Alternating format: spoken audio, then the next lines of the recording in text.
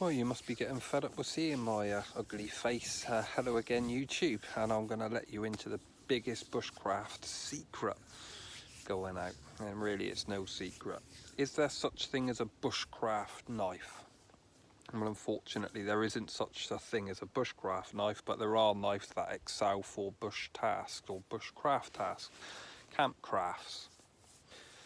There's no right and wrong. And I want to get that straight right off the bat. There's no right and wrong what kind of knife you use, as long as it can achieve what you need it to achieve at the end of the day. So don't ever let anyone criticise you for the knife that you prefer to carry. And I think we often have to have a bit of a following. But what you've seen me make a lot of stuff, even on my wild camping trips, in the kind of knife that I favour. And this is primarily a bushcraft knife. It's a knife that I used for bushcraft tasks. Is it a bushcraft knife? Not really. It can be used for anything else, but it excels at wood carving, woodwork, and there's some good reasons for that. This is a full setup. My wife bought me this a couple of years ago, this knife. It's a lovely knife, and it's the TSB bore. K720 steel on this. It's a high carbon steel. It's nice. It does need a bit of maintenance. It's really easy to do, you know, sharpening, and that's why they're preferred. I do like a stainless steel knife, nothing wrong with them neither. Talk a little bit more about that. I had the multi-carry sheath with it. It gives me different options of carry, and then the Bushcraft store kindly sent the pouch that accompanied it and the ferrocerium rod for video purposing, and I already had the DC4 sharpener, which I'm going to go in more in depth on my camp next week. I'd prefer to show you me using that out in the field, where I think it's a more fair and easier way for me to doing it, because it's a piece of equipment that I would normally use anyway, some kind of sharpening on my knives on an extended camp. And the ferro rod, you've seen me use that. And so it's a one package deal, if you like, not super expensive neither. I would go and check out the Bushcraft store if this is something that you're looking for. This knife's had quite controversial reviews on YouTube, and I can only give my honest opinion on it. I've had no problems at all with this knife, and it's been used extensively. I do look after my knives, and I oil them, and I do look after, I clean them and I keep them razor sharp. This thing has been sharpened, razor's edge, and dropped on it.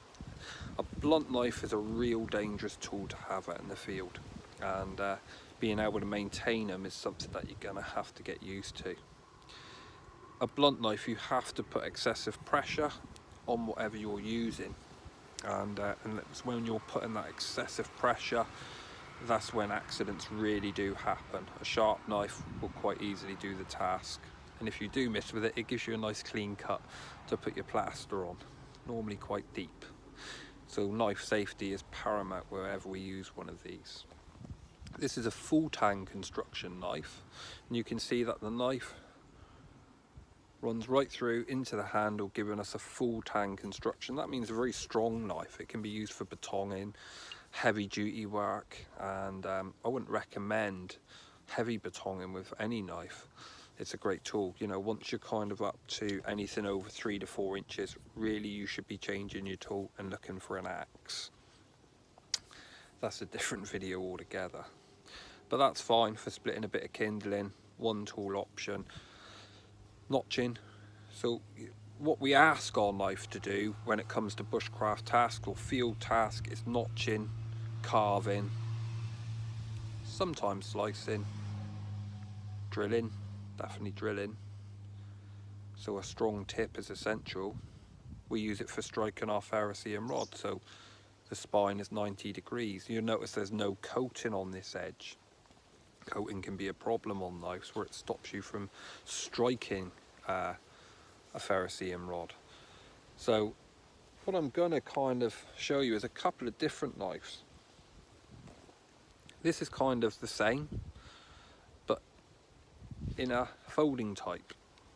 Nowhere near as strong as the fixed and the full tang knife, but for little bushcraft tasks out in the field, one of these is sufficient. And you'll notice that they've all got the same characteristics, that Scandinavian edge. And why that is, it's a great woodworking edge, we can use that, and it's really easy to maintain. You've just got to be so careful not to chip them out really bad, because then you're into kind of grinders and maybe finding a knife maker who could reprofile your knife for you. So they do take a little bit of care and attention, but not too much.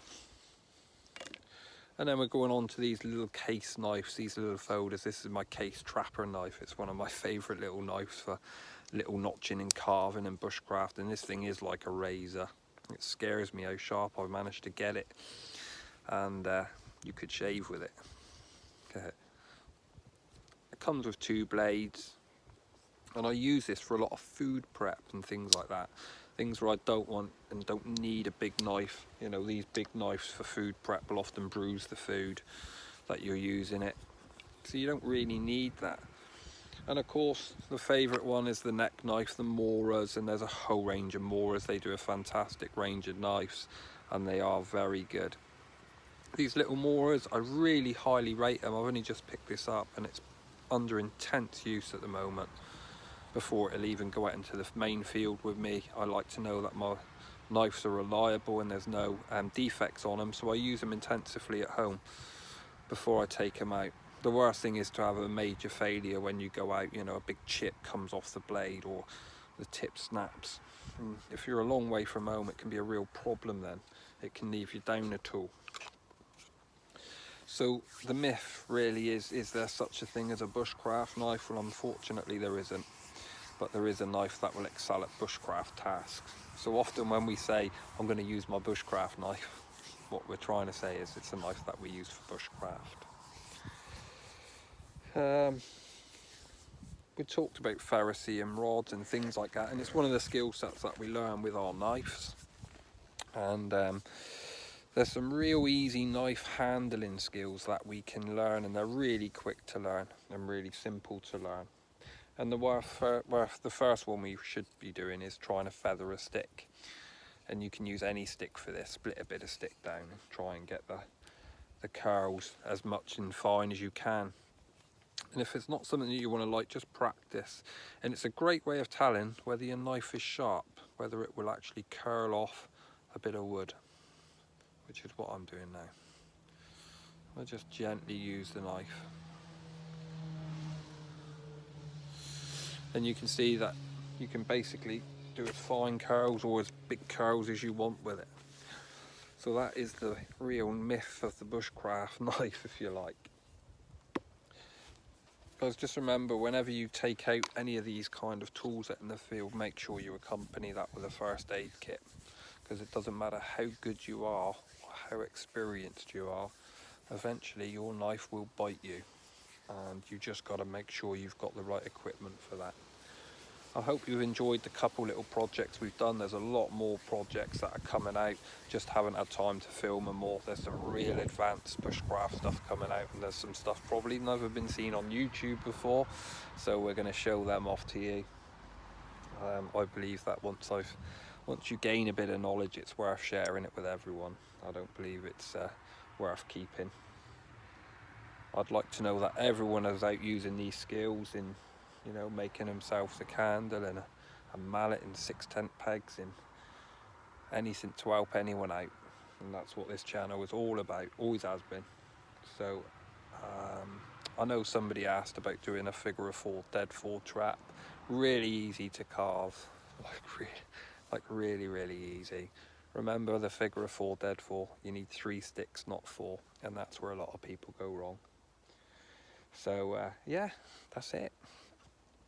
Thanks for tuning in again. Hope that destroyed the myth of the bushcraft knife. There'll be some more survival myths that we're going to look at on a later video. Don't forget to check out my video next weekend. I'll be out wild camping. You'll see some real skill sets being put into use, or we'll be trying to learn some new skill sets that we're practicing. And hopefully we're going to get a proper camp set up. So, weather permitted.